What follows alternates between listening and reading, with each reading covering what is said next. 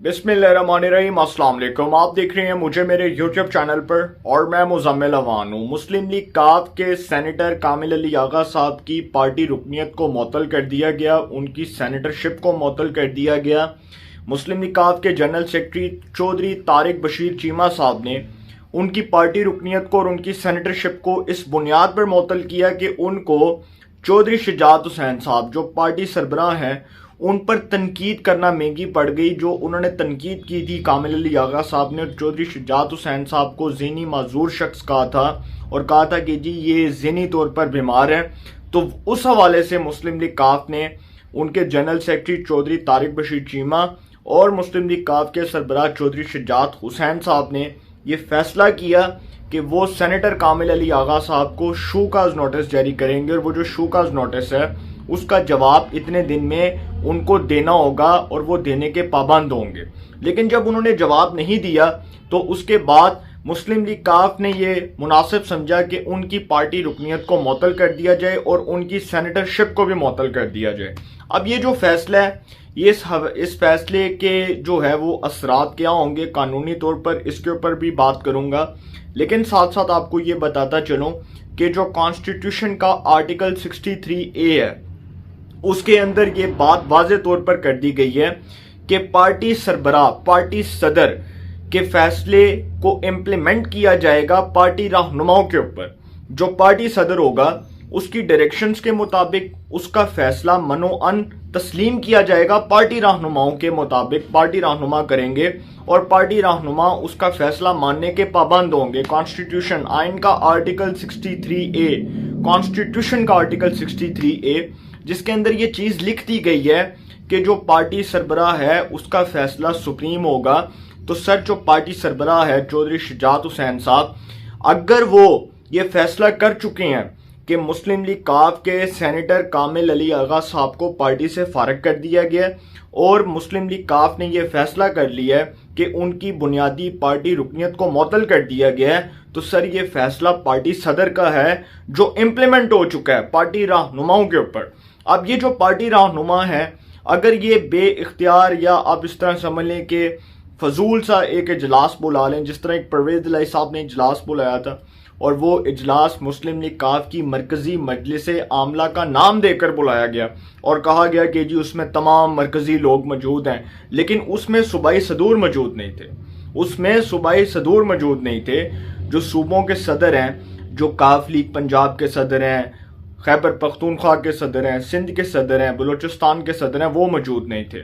अब वो जो इजलास है वो बेख्तियार था, बेमानी इजलास था, उसकी कोई हैसियत नहीं है कानूनी। और उस इजलास में बैठकर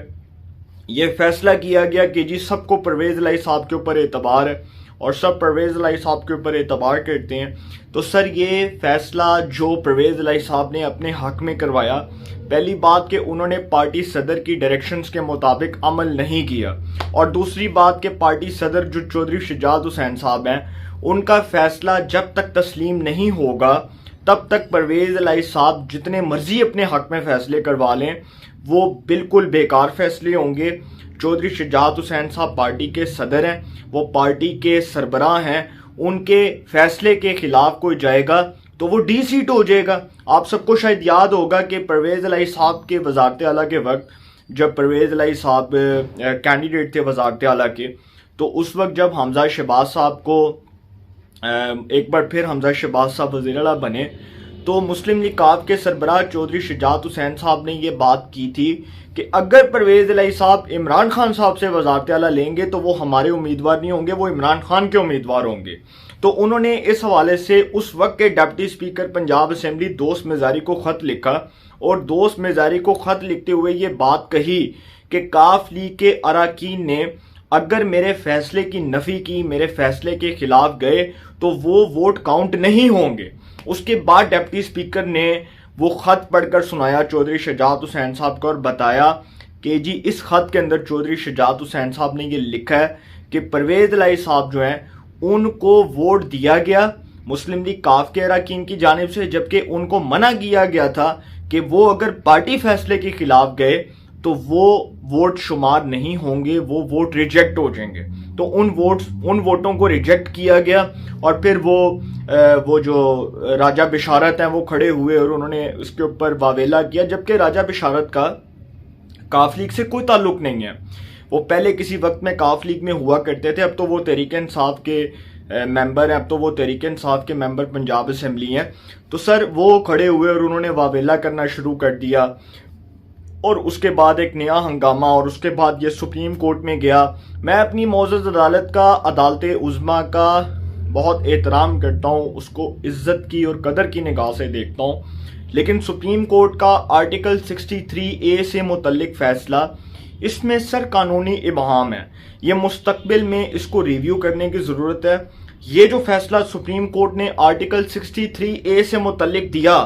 अगर आप सर कानून को पकड़ के ही तब्दील कर देंगे तो कानून की तशरीह हर कोई गलत करना शुरू कर देगा। हमारी मौजूद अदालत, अदालत उज़्मा, supreme court of Pakistan, chief justice of Pakistan, इन सब पर हम सबको एतबार है, हम सब इनको कदर की निगाह से देखते हैं। लेकिन कॉन्स्टिट्यूशन का जो आर्टिकल 63A है उसके अंदर ये बात लिख दी गई है कि जो पार्टी सरबराह का फैसला होगा वो सुप्रीम होगा, उसमें कहीं पे पार्लिमानी पार्टी या पार्लिमानी पार्टी के हेड का जिक्र नहीं है। अगर है तो वो उठाकर कोई भी दिखा दे। और फिर काफ लीग ने जिस तरह से वो कहा कि जी हमारी पार्लिमानी पार्टी के जो हेड हैं वो साजिद भट्टी साहब हैं, हमारे पार्लिमानी लीडर हैं का पंजाब असम्बली में साजिद भट्टी साहब, तो उनके कहने पे जी हमने वोट दिया था। ओ भाई, आपने कॉन्स्टिट्यूशन का आर्टिकल 63A पढ़ा होगा, तो उसमें अब ये जो फैसला है जो कामिल अली आगा साहब के ऊपर इम्प्लीमेंट हुआ, चौधरी शुजात हुसैन साहब जो पार्टी सरबराह हैं उनके मुतल्लिक अब यही बात सामने आएगी कि जो पार्टी सरबराह हैं चौधरी शुजात हुसैन साहब, उनका फैसला सुप्रीम है और उन्होंने पार्टी सरबराह के तौर पर सेनेटर कामिल अली आगा साहब की पार्टी रुकनियत को और उनकी सेनेटरशिप को मुअत्तल किया, क्योंकि उनको शूकाज नोटिस जारी हुआ और उन्होंने शूकाज नोटिस का जवाब नहीं दिया और इतने दिन में उनसे जवाब मांगा गया और उन्होंने जवाब जमा नहीं करवाया और उसके बाद उनको फारिग कर दिया गया, पार्टी से निकाल दिया गया। और काफ लीग के जो जनरल सेक्रेटरी हैं तारिक बशीर चीमा और मुस्लिम लीग काफ के सरबराह चौधरी शुजात हुसैन साहब, इन पर मुस्लिम लीग काफ की मरकजी मजलिस आमला का भरपूर एतमाद है। तमाम सदूर, सूबाई सदूर इनके साथ हैं। और सर अगर आप पार्टी का आइन उठाकर देखें तो पार्टी के अंदर जो इलेक्शंस होते हैं, इंट्रा पार्टी इलेक्शंस होते हैं, उसमें तमाम सूबाई सदूर, तमाम मरकजी लोग, तमाम छोटे मोटे ओहदेदारान जितने भी तंजीमी लेवल पर होते हैं वो सब हिस्सा लेते हैं। तो आप सबको शायद याद होगा कि जब सूबाई सदूर का एक इजलास हुआ था तो तमाम काफ लीग के सूबाई सदूर ने चौधरी शुजात हुसैन साहब के ऊपर बतौर पार्टी सरबराह एतमाद का इजहार किया और उन्होंने कहा कि हमें आप पर मुकम्मल एतमाद है और जो फैसला आप करेंगे वो फैसला हम कबूल करेंगे। अब सर ये जो परवेज इलाही साहब वाला मामला है, इसमें अगर चौधरी शुजात हुसैन साहब बतौर पार्टी सरबराह ये डायरेक्शंस दे देते हैं, ये फैसला जारी कर देते हैं कि परवेज इलाही साहब मेरे हुक्म को मानने से इंकारी हैं या उन्होंने मेरा हुक्म मानने के बजाय मेरे हुक्म की नफ़ी की, तो परवेज इलाही साहब जो हैं वो डी सीट हो सकते हैं। और अगर वो डी सीट हो जाते हैं तो उनकी वजारत आला फारिग हो जाती है। तो ये फैसला जो कामिल अली आगा साहब के ऊपर इम्प्लीमेंट हुआ, ये परवेज इलाही साहब के ऊपर भी इम्प्लीमेंट होगा और परवेज इलाही साहब के लिए ज़्यादा मुश्किलात खड़ी होंगी, क्योंकि अगर वो एक बेइख्तियार इजलास बुलाकर वो इनको चौधरी शुजात हुसैन साहब को फारिग कर देते हैं या चौधरी शुजात हुसैन साहब को बतौर पार्टी सरबराह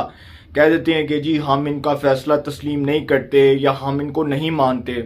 तो सर ये मामला अदालत में जाएगा और फिर अदालत में ये फैसला इनके हक में आएगा, चौधरी शुजात हुसैन साहब के हक में आएगा, क्योंकि कॉन्स्टिट्यूशन का जो आर्टिकल 63A है उसके अंदर ये चीज़ें लिख दी गई हैं। और अगर कोई ये समझता है कि कोई अपनी मर्जी का आइन बनाकर इस मुल्क में अपनी मर्जी का आइन मुसल्लत करना चाहता है और अपनी मर्जी के कावानीन बनाना चाहता है, तो सर वो फिर बहुत बड़ा बेवकूफ़ है। वो अगर अदालतों को मिसगाइड कर रहा है, अदालतों को ट्रैप करने की कोशिश कर रहा है, अदालतों को जो है वो किसी तरीके से अपनी चाल में फंसाने की कोशिश कर रहा है, तो सर अदालतें समझती हैं कि आइन में क्या लिखा हुआ है और पार्टी सरबराह से मुतल्लिक कॉन्स्टिट्यूशन का जो आर्टिकल 63A है वो बहुत वाज़ेह है। तो परवेज इलाही साहब के ऊपर भी ये फैसला इम्प्लीमेंट होगा और अगर वो चौधरी शुजात हुसैन साहब के बतौर पार्टी सरबराह फैसले की नफ़ी करेंगे तो सर वो फिर फंस जाएंगे और उनके लिए मुश्किलात खड़ी हो जाएंगी और वो डी सीट हो जाएंगे। तो इंशाल्लाह एक नए सेगमेंट के साथ फिर मुलाकात होगी। अपनी राय का कमेंट्स में ज़रूर इजहार कीजिएगा। अल्लाह निगहबान।